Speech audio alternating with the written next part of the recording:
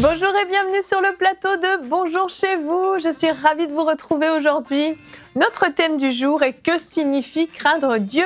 Et aujourd'hui, c'est Frank qui va nous apporter la pensée du jour. Et ensuite, dans la rubrique famille, Annabelle donnera des conseils aux femmes pour respecter leur mari comme ils le méritent. Voilà, vous connaissez le programme, je vais retrouver les chroniqueurs.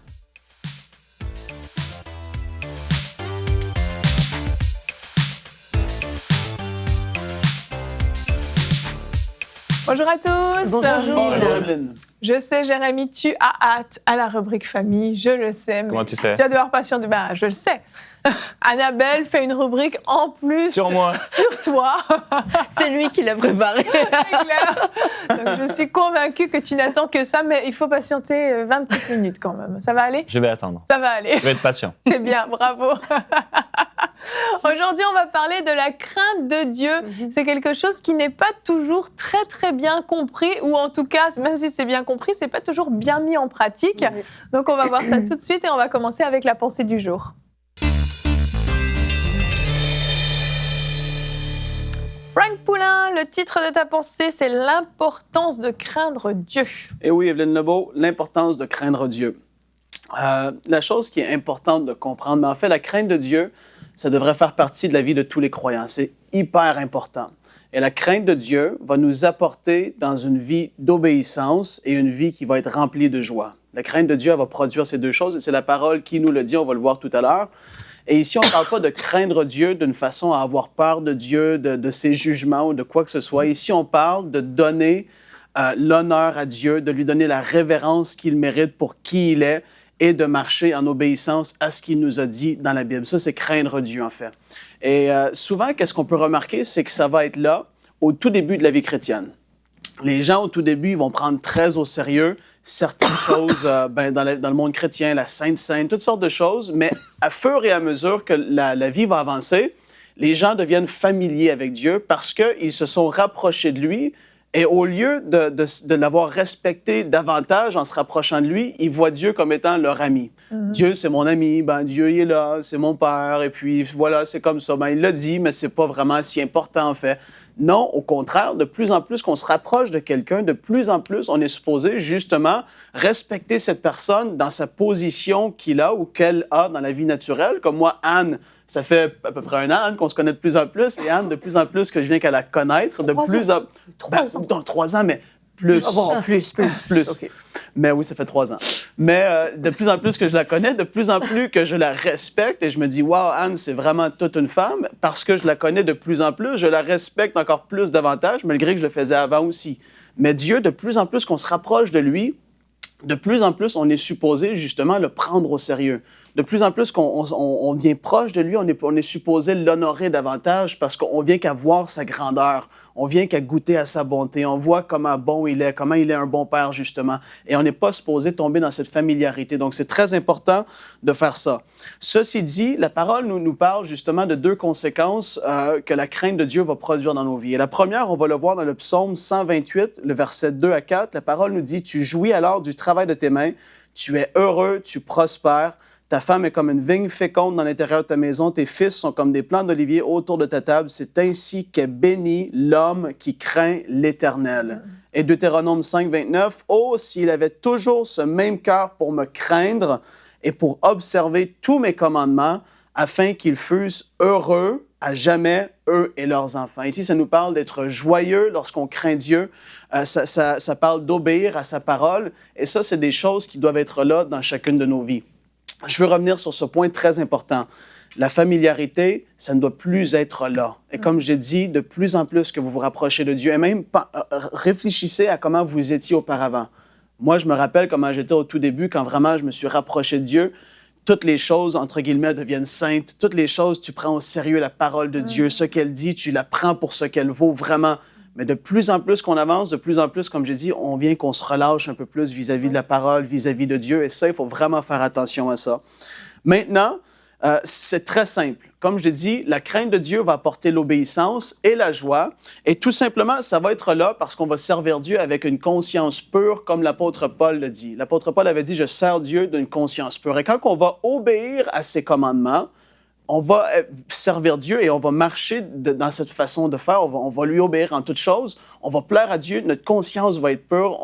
Il n'y aura rien dans notre tête qui va nous accuser. On va être dans une joie surnaturelle dans le service qu'on va faire auprès de Dieu. Les deux vont main dans la main. Et ça, c'est tout simplement comme ça. Des fois, on veut être très spirituel, mais ça peut être tellement simple parfois. Vraiment, si la crainte de Dieu est là, on vivra pas dans le péché, on va vouloir s'affectionner aux choses de Dieu, aux choses d'en haut, et ça, c'est juste naturel, en fait, qu'un enfant de Dieu lui donne la révérence qu'il mérite. Et en terminant, j'aimerais parler de quelque chose que j'ai remarqué personnellement, c'est que dans la vie de plusieurs hommes et femmes de Dieu que j'ai pu rencontrer depuis plusieurs années, j'ai remarqué que ces personnes, je ne sais pas comment le décrire, en fait. Il n'y a pas de mots que je peux mettre pour ça, mais tu sens qu'ils craignent Dieu. Mm-hmm. C'est juste là. Tu es avec ces personnes-là et tu sens une crainte de Dieu. Ils prennent Dieu au sérieux. Ouais. Il y a de la révérence pour Dieu, pour les choses de Dieu. Ils ne jouent pas avec ce que Dieu a dit. Ils prennent au sérieux sa parole. Ils prennent Dieu au sérieux aussi parce que, justement, comme je l'ai dit,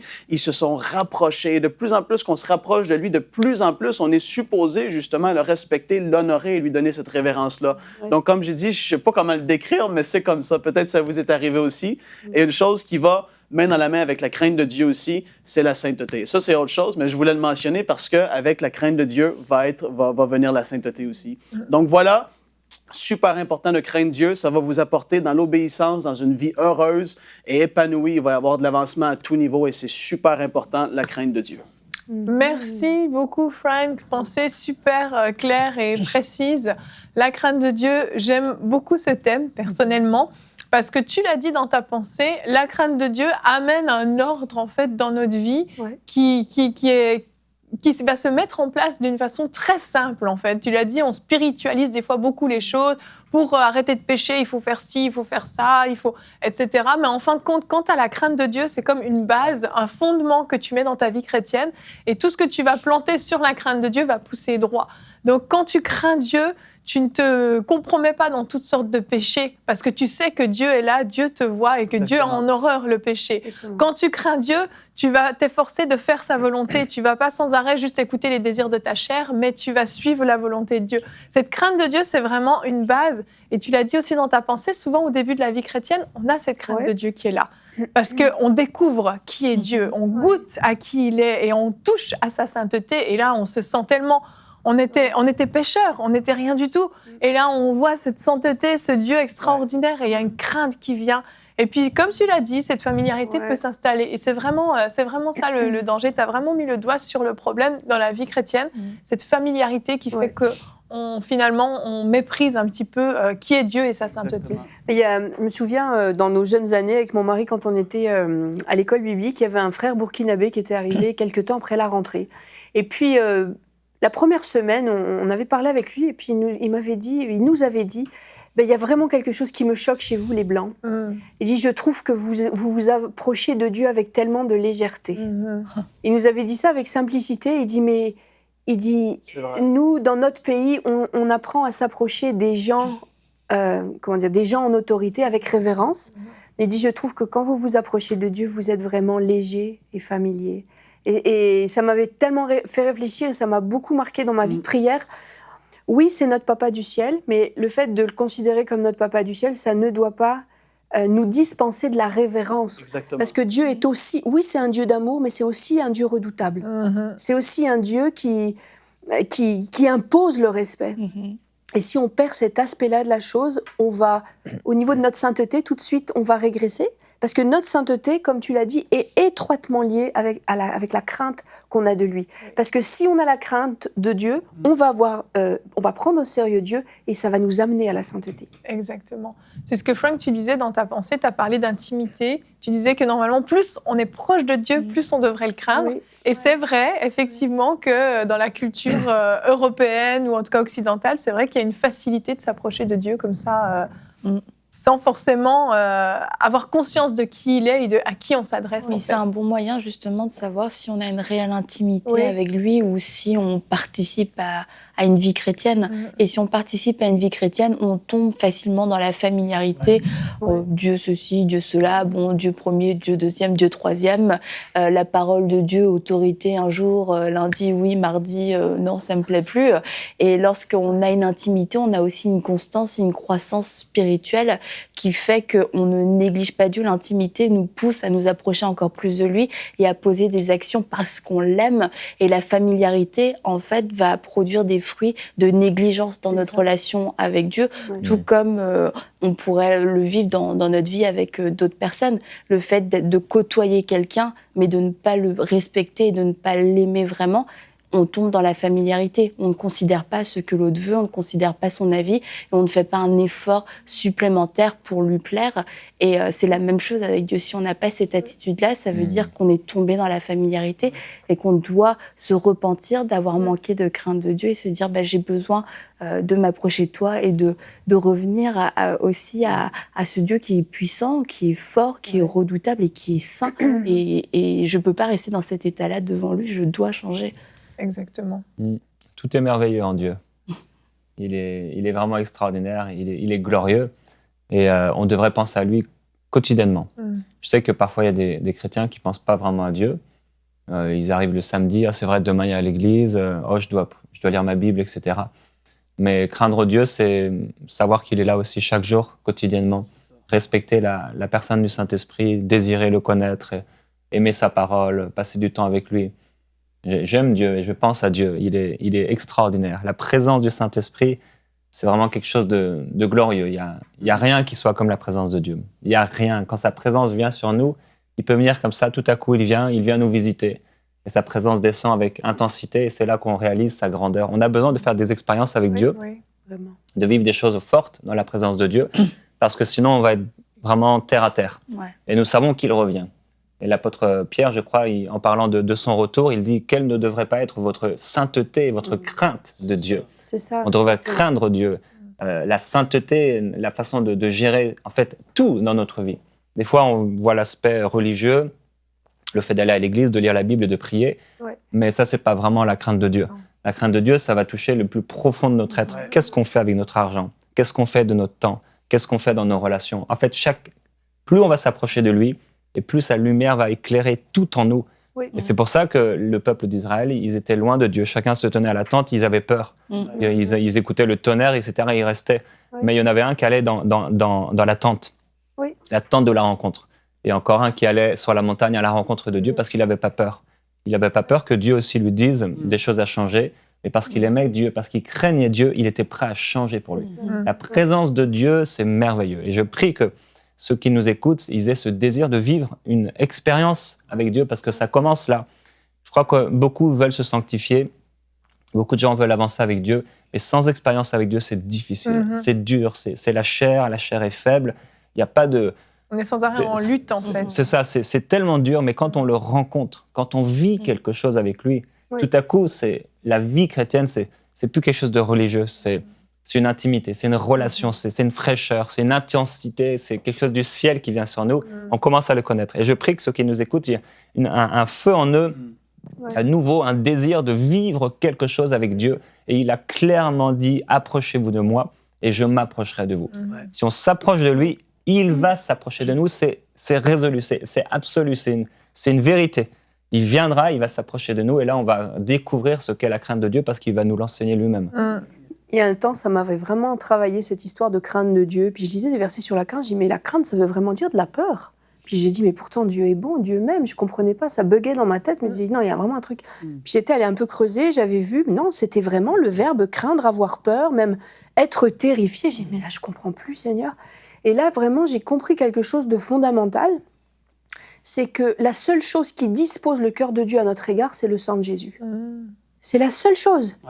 Et on a à craindre Dieu encore plus quand on n'a pas Jésus dans notre vie. Parce que Dieu est un Dieu redoutable. Et la faveur qui est sur notre vie, elle n'a été acquise que par le sang de Jésus à la croix. Et oui, Dieu est redoutable, et oui, Dieu est à craindre, et même il doit nous il doit vraiment nous inspirer de la frayeur si on n'est pas couvert par le sacrifice de Jésus à la croix. Et quand je me suis interrogée là-dessus, j'ai vraiment compris ça. Puis le sacrifice que Jésus a fait à la croix, c'est toute la différence. Et ça fait qu'on va... C'est ça, et uniquement ça, qui fait qu'on échappe à la colère divine. C'est vrai. Tu as parlé d'avoir peur de j'en Dieu. perds mes mots. J'en bafouille. La question qu'on a posée justement à notre sondage, nous vous avons posé la question, selon vous, que signifie craindre Dieu? Vous avez été 3% à répondre avoir peur de Dieu, 96% respecter Dieu et 1% je ne sais pas. On voit que dans la théorie, c'est plutôt bien maîtrisé. Il y a 3%, mais comme tu l'as dit, c'est vrai que quand le sang de Jésus ne nous couvre pas, on doit en avoir peur. Exactement. Même, effectivement. Oui. Et on voit que la théorie est bien comprise. 96% disent c'est respecter Dieu, c'est le révérer, etc. On en a parlé. Mais comme on le disait au début d'émission, dans la mise en pratique, c'est pas toujours ça. Et c'est là que c'est important vraiment de pouvoir mettre en pratique ce qui a été partagé sur ce plateau aujourd'hui, de pouvoir comprendre cette importance-là et de prendre une vraie décision aujourd'hui, de dire aujourd'hui, je veux vraiment avoir une révélation sur qui est Dieu, qui il est vraiment dans toute sa puissance, dans toute sa grandeur, une vraie compréhension de qui il est, de sa sainteté, de sa toute-puissance, de sa seigneurie, etc. D'avoir vraiment cette conscience-là. Parce qu'on voit que quand Jean s'est retrouvé devant le Seigneur dans Apocalypse, il est tombé comme mort par terre. Tellement la sainteté du Seigneur était extraordinaire. On ne peut pas résister dans sa présence, on ne tient pas dans sa présence. Exactement. Et quand on découvre ne serait-ce qu'une portion de sa sainteté, on est obligé de le craindre. Et pour terminer le temps de discussion, on va regarder notre verset du jour qui aujourd'hui est dans le psaume 111 au verset 10. La crainte de l'Éternel est le commencement de la sagesse. Et vraiment, je prie que ceux qui nous écoutent puissent être des hommes et des femmes remplis de sagesse. Amen. On commence par la crainte de Dieu, comme on l'a dit. C'est le fondement. C'est le fondement. Ouais. Si on n'a pas ça dans la vie, on va partir de travers. On ne va pas être capable de marcher vraiment selon le plan de Dieu. Donc, peu importe le nombre d'années de vie chrétienne qu'on peut avoir, et je suis sûre que nous, autour de cette table, tout comme moi personnellement, je me remets encore en question par rapport à ça. Ouais. Effectivement, est-ce que réellement j'accorde à Dieu le respect qui lui est dû? Est-ce que je lui accorde la révérence qui lui est due? Et je crois que non, je crois qu'on doit persévérer toujours dans ce domaine-là pour être de plus en plus agréable à Dieu et puis marcher comme il le veut qu'on le fasse. Amen. Et on voit, Annabelle, on va continuer avec la rubrique famille, que, bon, on craint Dieu, on respecte Dieu, mais on doit aussi respecter nos maris selon ce que dit la parole de Dieu. On va regarder ça tout de suite dans la rubrique famille.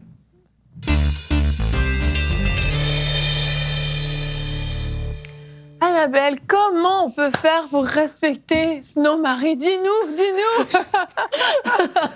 Annabelle, il est juste à côté. Nous les femmes, comment faire? On a parlé la semaine dernière avec toi, Frank, de l'importance d'aimer sa femme. C'était puissant. Oui, c'était puissant. J'en ai vu. Ça a changé ta vie? Amen. J'en ai vu. Ça va changer la mienne. J'en ai vu les fruits dans ma demeure, en tout cas. Frank, merci. Jonathan, si tu m'écoutes, écoute la rubrique de... Gloire à Dieu. Mais aujourd'hui, mesdames, c'est à vous de passer à la casserole. Désolée, il fallait équilibrer. Oui, c'est ça. Aujourd'hui, on va parler... on est parti de ce verset qui dit que l'homme doit aimer sa femme comme Christ a aimé l'Église. Et la femme doit respecter son mari. C'est quelque chose de réellement important parce qu'en fait, le mari, les hommes, ont besoin de ça. Plus que d'être aimés, ils ont besoin d'être respectés avant tout. Et comme on l'a dit dans cette première partie de l'émission, la crainte de l'Éternel, c'est le commencement de la sagesse.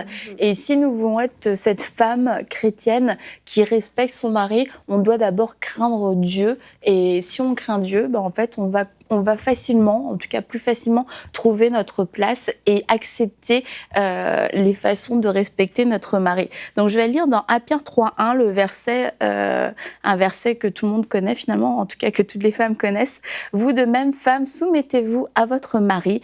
Ainsi, ceux qui refusent de croire à la parole pourront être gagnés sans parole par la conduite de leur femme en observant votre manière de vivre pure et respectueuse et que votre parure ne soit pas une parure extérieure, cheveux tressés, ornements d'or ou vêtements élégants, mais plutôt celle intérieure et cachée du cœur, la pureté incorruptible d'un esprit doux et paisible, qui est d'une grande valeur devant Dieu. Et en fait, de ce verset, on peut vraiment tirer de grandes révélations en tant que femme comment puis-je respecter mon mari? Et la première chose, le premier point que je veux aborder, c'est ce que je me dis de mon mari. Alors c'est sûr, il y a plein de choses à dire dans cette rubrique. On pourrait s'attarder sur tous les domaines de la vie, l'éducation, le couple, etc. Mais ça va être quand même assez général. Mais la première chose, le premier point, c'est ce que je me dis de mon mari.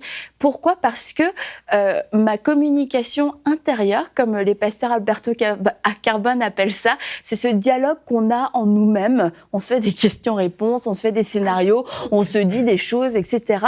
Et on ne peut pas négliger cette communication intérieure. Et on doit être honnête et se dire vraiment, qu'est-ce que je me dis de mon mari? C'est quoi ma pensée profonde de mon mari? Est-ce que je me dis, c'est un gros nul, c'est un raté, c'est un échec, il me dégoûte, il m'énerve, il a encore fait ci, il a encore fait ça. Ah, voilà, tu l'as fait pleurer.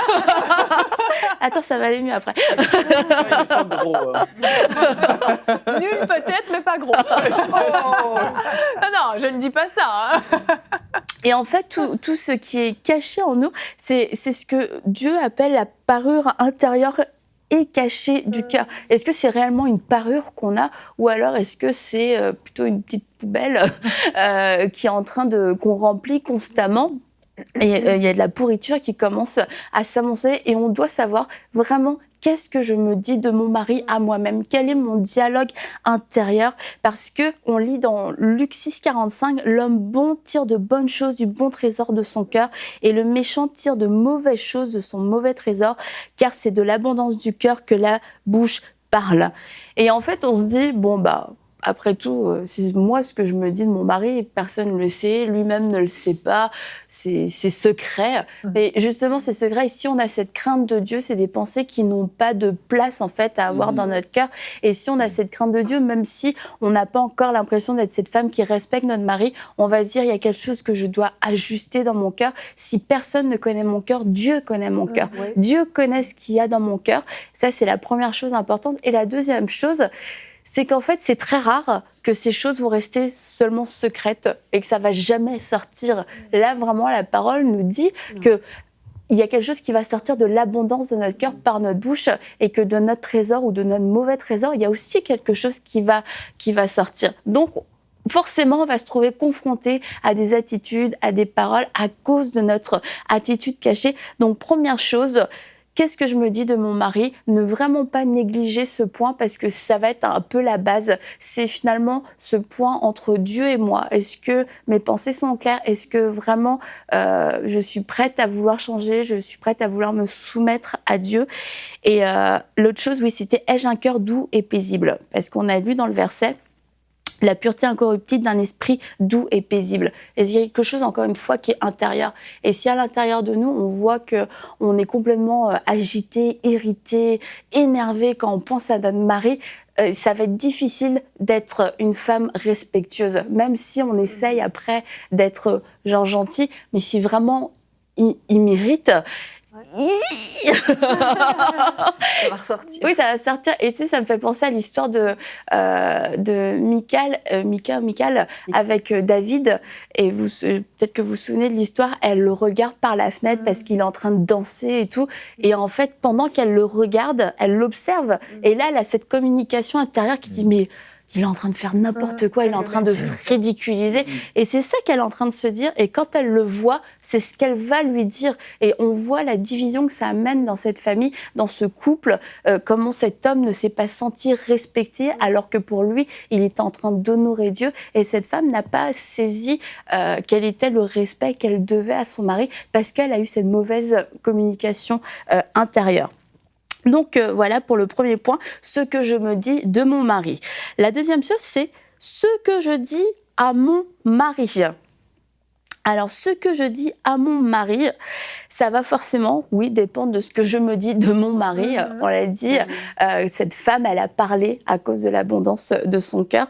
Alors, comment est-ce que je parle à mon mari? Et ça, je pense que c'est un des grands points sur lequel on peut travailler au niveau de notre manière de respecter notre mari. Et c'est une des façons que nous, les femmes, on a de pouvoir vraiment démontrer du respect ou démontrer du non-respect. La manière dont on va s'adresser à notre mari, les choses pour lesquelles on s'adresse à notre mari, quel ton ai-je quand je parle à mon mari? Est-ce que je le considère comme un enfant? Est-ce que je parle à mes enfants comme je parle à mon mari? Ok, va te laver les mains, mets-toi à table. T'as fait tes devoirs.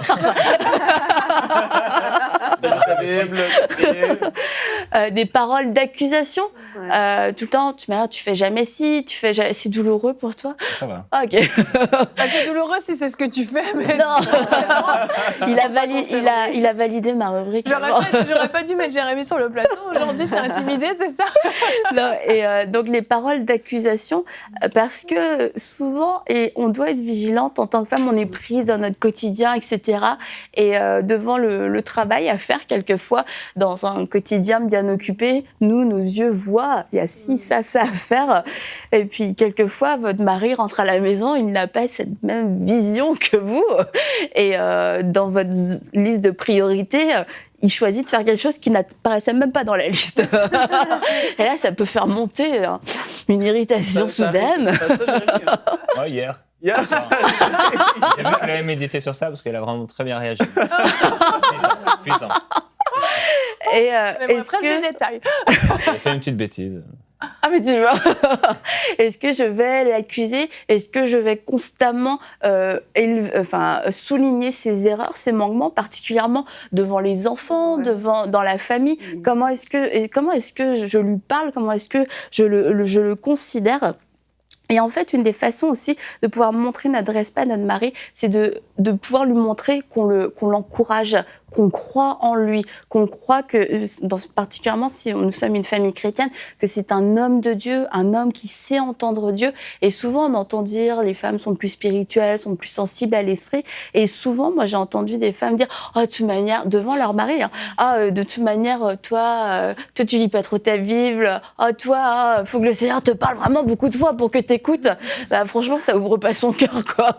Donc, c'est de pouvoir encourager, être une femme de foi aux côtés de son mari, de le célébrer dans ses réussites, dans ses entreprises aussi.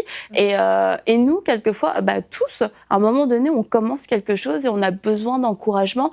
Et quelquefois, quand c'est l'homme dans le cadre du couple et qui commence quelque chose, qu'il a l'initiative de quelque chose et que c'est encore au stade du commencement, on est plutôt assez critique et puis peut-être un peu piquante quelquefois, alors qu'on devrait être la première personne à l'encourager, à dire ok, tu sais, je suis à tes côtés, je crois dans ce que Dieu t'a dit, je crois dans ce que tu fais.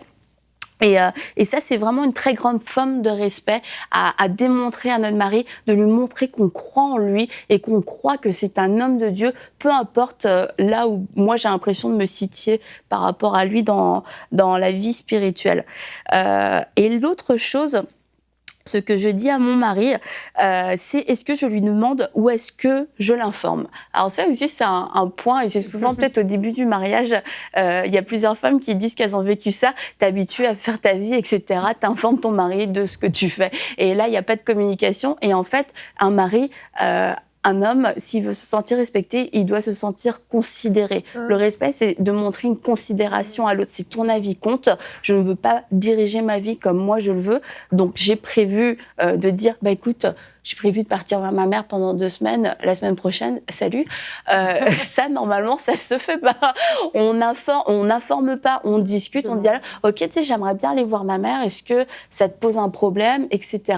Et c'est de pouvoir discuter, de pouvoir communiquer, parce que beaucoup de femmes vont juste informer leur mari, et les maris disent, ok, elle fait sa vie, elle s'en fiche de mon avis, alors que c'est un mari qui se sent respecté va de toute manière se sentir valorisé dans sa position de mari, de protecteur, de pourvoyeur. Oui. Et ça, mais ça peut-être qu'il va dire non. Audrey Mac raconte qu'elle voulait aller à une conférence à l'autre bout du pays une fois au début de son mariage et que là, elle avait été célibataire pendant longtemps et qu'elle avait demandé à Fred si elle pouvait aller à la conférence. Je ne sais même plus si elle avait demandé, mais en tout cas, elle voulait y aller et il avait dit non. Alors là, ça avait été la mort à elle-même. Elle a dit que là, elle a vraiment compris c'était quoi de respecter son mari, de se soumettre à l'autorité de son mari. Ça faisait 30 ans qu'elle faisait le tour enfin pas qu'elle faisait le tour de la planète, mais en tout cas, elle avait déjà fait le tour de la planète toute seule, elle avait été en Inde et je sais pas où. Et là, elle peut pas aller à une conférence. Elle dit, mais elle s'est soumise à son mari, elle a accepté. Et ce que je dis à mon mari aussi, quelquefois, c'est de rien dire à son mari. C'est d'apprendre à se taire, de connaître la valeur du silence. J'ai cru ne pas lui dire quand on part quelque part. C'est la valeur du silence. Il y a des choses qu'on ne gagnera pas avec la parole. Et on va manquer de respect à notre mari parce qu'on va partir dans des disputes de mots et on va partir dans des altercations, ça n'aura pas de fin. Et si vraiment on n'est pas d'accord, si vraiment on croit que ce n'est pas le plan de Dieu, on va voir Dieu, particulièrement dans un couple chrétien. Et puis on dit, Seigneur, tu es son créateur, tu es son Dieu, tu peux lui parler et mieux vaut à ce moment-là se mettre du côté de Dieu plutôt que nous de nous mettre dans la chair et puis de combattre parce qu'on va manquer de respect à notre mari à ce moment-là. On va dire des choses qui vont être blessantes et qui vont avoir des répercussions par la suite. Et le dernier point, c'est ce que je dis de mon mari. Et ça, c'est aussi très important. C'est la manière dont je parle, en fait, de mon mari aux autres personnes. Et pour savoir un peu où on en est, c'est très facile. On peut juste demander ou alors s'imaginer ce que les gens peuvent se dire et quelle image ils peuvent avoir de notre mari sans qu'ils ne l'aient jamais vu. Avant même de l'avoir vu, qu'est-ce que tu penses de mon mari ? Je pense que c'est un gros rustre, un homme complètement borné, buté, sans intelligence. Ça veut dire que tu n'as pas fait une bonne pub de ton mari, ça veut dire que probablement tu n'as pas valorisé ton mari, tu n'as pas montré de respect à ton mari, alors peut-être derrière son dos, mais aussi souvent devant lui. Oui, voilà, devant lui, avec les enfants, notamment avec les enfants. Qu'est-ce que je peux me permettre de dire devant les enfants ? Il y a des choses vraiment, ça se règle en dehors. Devant les enfants, on est d'accord, on montre une unité parfaite et après, on règle nos choses. Et en fait, cette règle devrait s'appliquer pour toutes les sphères de relations qu'on peut avoir. On dit, on lave pas notre linge sale en public. Et c'est vrai parce que quelquefois, en tant qu'épouse, on a du mal à être rattaché à une prise de position de notre mari, surtout si on ne partage pas sa prise de position. À être associé, le regard des autres peut être lourd et difficile. Mais en tant que femme devant Dieu, aux yeux de Dieu, on n'est pas appelé à prendre position pour des prises de position. On est appelé à prendre position en tant qu'épouse et de marcher dans le respect. Et le respect va s'appliquer que je sois d'accord ou que je ne sois pas d'accord. Et particulièrement lorsque je ne suis pas d'accord, est-ce que je vais continuer de respecter mon mari, surtout face aux autres ? Est-ce que je vais le couvrir ? Est-ce que je vais le protéger ? Ou alors est-ce que je vais être la première à dire, de toute manière, écoute, vous le savez tous, moi, j'étais pas d'accord avec lui, j'étais pas dans ces histoires. Et si on ne fait qu'une seule chair, le discrédit qui peut tomber sur lui, même si j'étais pas d'accord, va tomber sur moi aussi et je l'accepte. Et on va régler ça en privé. Et à ce moment-là, oui, c'est difficile de le vivre comme ça, mais à ce moment-là, mon mari voit que je le respecte, voit que je ne suis pas en train d'agir comme le reste du monde. Et c'est ce qui va faire la différence, ce qui va faire qu'il dit « mais cette femme me respecte, je me suis trompée, j'ai mal fait » ou alors personne ne me comprend, mais elle me respecte. Et c'est là qu'on doit aussi trouver notre position et comprendre pourquoi le respect est aussi important. C'est parce que ça nous lie en tant que mari et femme, ça sauve des couples, ça protège des couples. Et quelquefois, en tant que femme, on veut peut-être avoir raison, on veut peut-être donner une certaine image.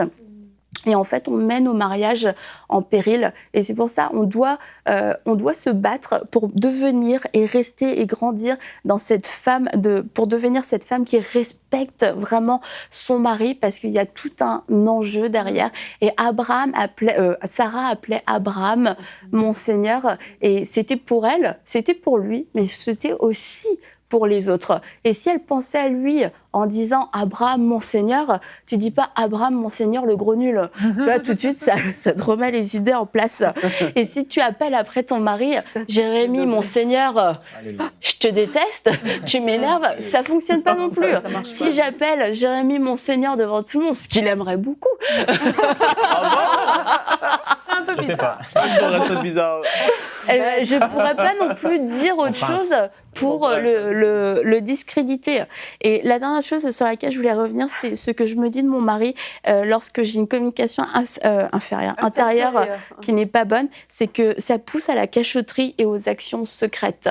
C'est qu'il y a des choses, je le respecte pas à l'intérieur de moi-même, je veux juste pas le faire savoir, mais forcément je vais faire des choses en cachette. Notamment, je voulais vraiment le préciser, pour l'éducation des enfants. Je ne respecte pas sa façon d'éduquer les enfants, donc il va dire telle chose, il va faire telle chose, il va punir les enfants, par exemple, il punit les enfants, ok, pas de téléphone, il a le dos tourné, tiens, je te redonne un téléphone. C'est comme ça, t'as plus d'argent de poche, je dois te donner de l'argent de poche. Et ça, c'est parce qu'à l'intérieur, on manque de respect pour notre mari ou pour sa façon de faire, et ça va souvent amener des actions secrètes et des cachotteries qui, au final, vont le discréditer et amènent de la division parce que c'est des choses qui sont faites pas dans la lumière.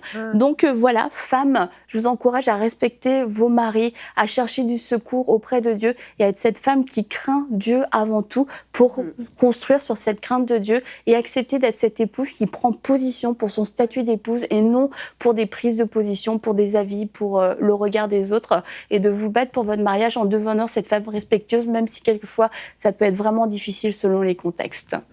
Merci Annabelle. Bon. Jérémy, en tant qu'homme, est-ce que tu aurais quelque chose à rajouter? Moi, je suis profondément béni d'avoir une femme comme Annabelle, Evelyne. Je pensais pas à ça, mais tu peux le dire aussi. Oui, je voulais le dire. Je suis profondément béni. Alléluia. On est Elle d'accord. vit ce qu'elle prêche. Tu es béni. Mais Alors, tu voulais écoutez ses ajouter enseignements. autre chose? Que parfois, par rapport à ce qu'elle a partagé en dernier, ce que je dis de mon mari, devant les gens, je sais que parfois les femmes vivent des combats intérieurs à la maison en cachette et profitent du fait d'être avec des gens pour pouvoir le dire, en fait, pour pouvoir exprimer leur malaise, leur mal-être. Et c'est pour ça aussi qu'on voit pas mal de femmes qui vont parler mal de leur mari parce qu'elles se disent, il y a quelqu'un en face de moi, un autre couple, par exemple, je vais pouvoir dire, ah voilà, oui, mais toi, tu fais ceci, toi, tu fais cela. Et des fois, ça devient des disputes et des règlements de compte. Et c'est aussi parfois ça, les femmes vivent des choses à la maison difficiles et elles ont de la difficulté à trouver de l'aide autour d'elles. Je ne sais pas, Annabelle, si je suis une femme, et que je ne suis pas, bien sûr, et que j'ai de la difficulté à la maison, je n'arrive pas à en parler avec mon mari, est-ce que je peux aller voir une autre femme pour en parler? Oui, parfaitement. Pasteur, j'ai une c'est une question. Non, mais c'est vrai. Mais après, là, tu sais, je parlais plus de la façon dont on intervient dans la vie courante, etc. Mais oui, faut pouvoir aussi s'exprimer, aller chercher de l'aide. En fait, tout dépend avec le cœur avec lequel on le fait. Si on le fait dans le but juste de vider son sac et de médire sur le dos de son mari, là, ça va porter aucun fruit. Mais si on veut chercher du secours, c'est différent. Je veux vraiment rajouter quelque chose pour compléter ce qu'a dit Annabelle. Vraiment être très méfiant des discussions entre copines où on va parler de choses intimes de notre couple à une copine. Parce que c'est précieux, la vie intime. Ce qui se passe dans votre chambre à coucher, ça ne regarde pas vos copines. Et il faut être discret parce que sous prétexte d'aller chercher conseil ou peut-être de partager des choses de copines, on va complètement discréditer notre mari et on va changer le regard que ces gens-là ont sur notre mari. Et il faut vraiment... Le mari passe avant les copines. Et si on a des choses à confier, c'est à Dieu et sûrement pas aux copines. Merci Anne pour ce petit rajout.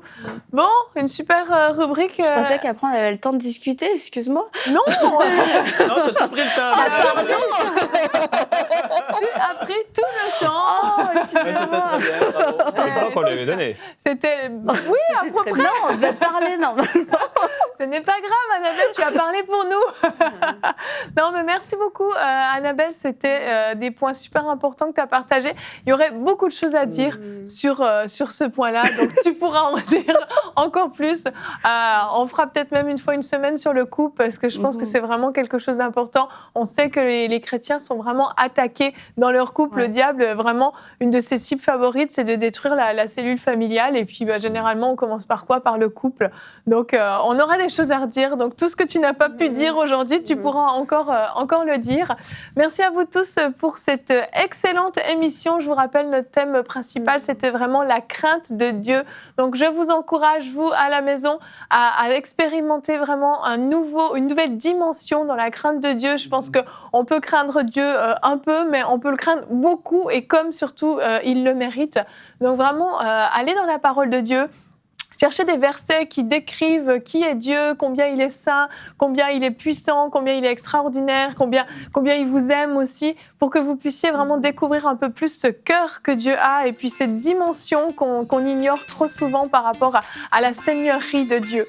Nous allons nous retrouver demain. Notre thème sera « Sois obéissant ». Donc, ça va être un petit peu dans la même lignée qu'aujourd'hui.